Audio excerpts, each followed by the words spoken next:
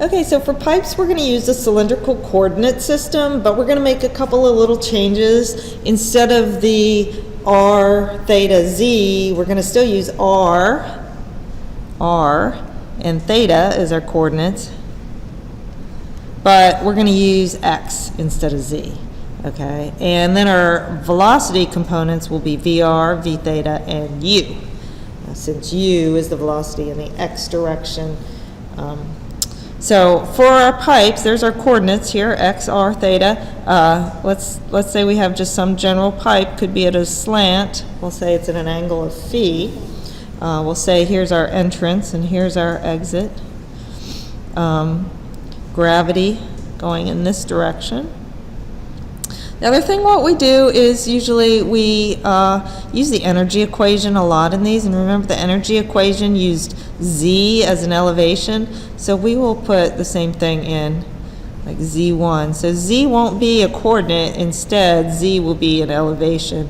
So the elevation of the entrance there, z1, elevation of the exit here, or where we're going to do our control volume from 1 to 2. Okay. So again, we're going to use u instead of vz, and we're going to use x instead of z. Okay, we will have z's, but that's going to correspond to an elevation.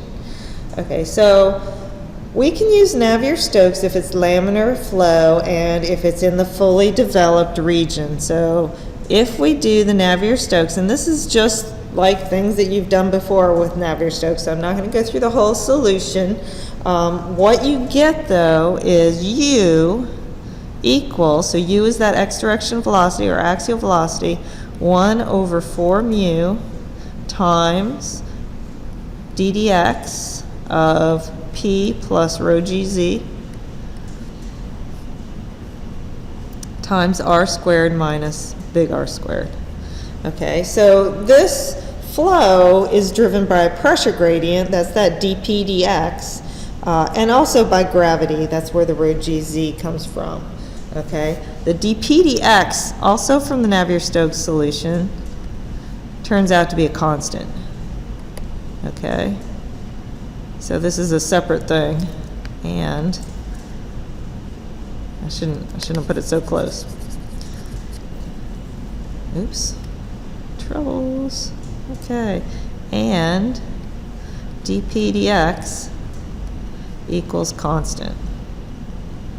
Okay, so if you know what the pressure gradient is, well, even if you know the pressure at 1 and at 2, and you know how long this is, you can say dp dx equals delta p over the length, because dp dx equals a constant.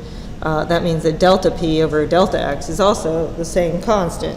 Okay, so it's not as hard as it looks, so don't let the derivative freak you out in there. Important parameters then, so from this we can derive all kinds of things, since we have this nice solution that tells us at any r value what our u velocity is. So for one of the things we can find is maximum velocity in the pipe, u max. Well, where's the maximum happen? It happens in the middle of the pipe at r equals 0. So that's just equal to u at r equals 0. So all we have to do is take this and plug in r equals 0 right there. And we're going to get u max is minus big R squared over 4 mu. So here you end up with this minus r squared when you plug in a 0, and that's where that minus r squared comes from, times d dx of p plus rho gz. Okay, so there's our u max. If we take this and do a little bit of algebra, so with some algebra, we can get our u equation, this equation, in terms of u max, and it just comes out to be u equals u max times 1 minus little r squared over big R squared, where big R, by the way, is the radius of the pipe.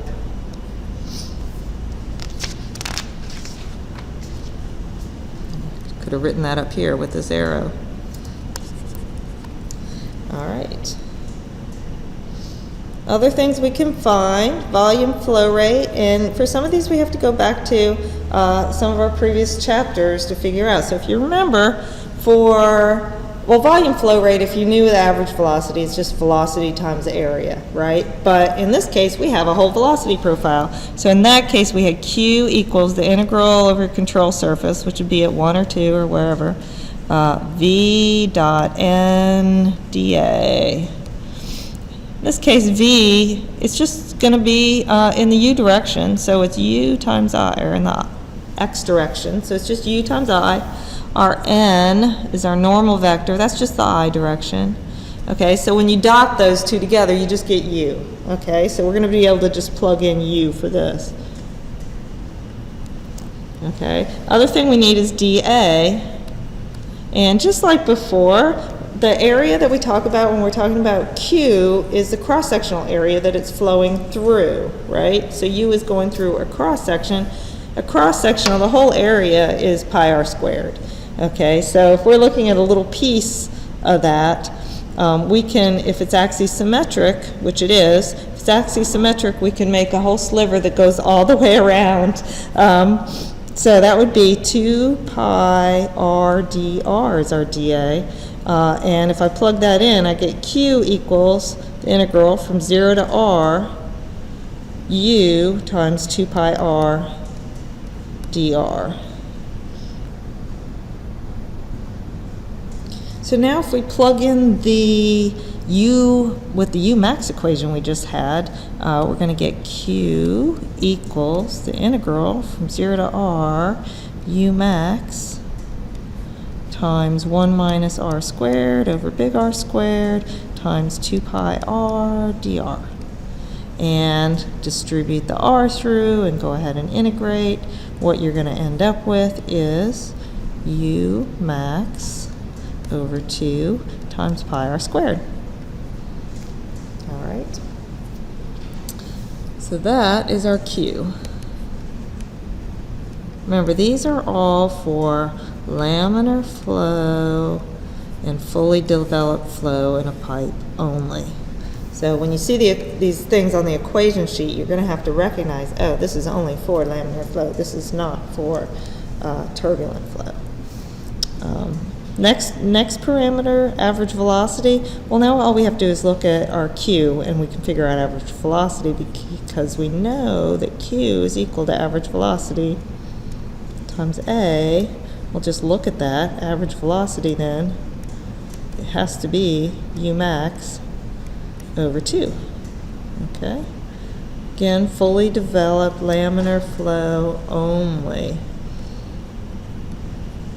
We can also use the other way. U max equals 2V average. Okay, another one, shear stress. Okay, we got to go all the way back to chapter 1, shear stress. The magnitude of shear stress, that's why I put these absolute values around it. We're not going to worry about the direction of it at this point, is mu du dr. All right, so what we got to do, again, if we're going to use the U max equation for U, we can just take its derivative, and we're going to get mu times minus 2 U max times r over big R squared. Absolute value. And just simplifying that a little bit, tau then equals 2 mu U max r over r squared. Absolute value. So see how there's just an r in here? That means it's varying linearly across the channel from 0 to r.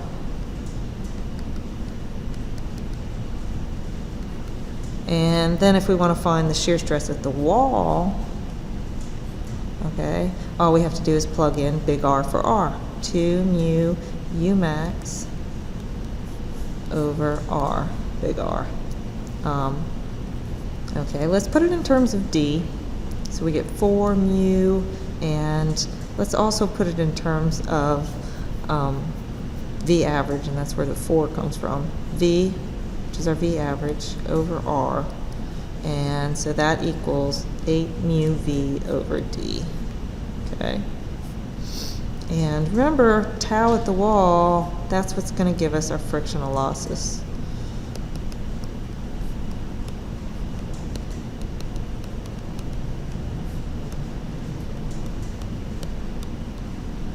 All right, so stop here and do quiz questions 4 and 5.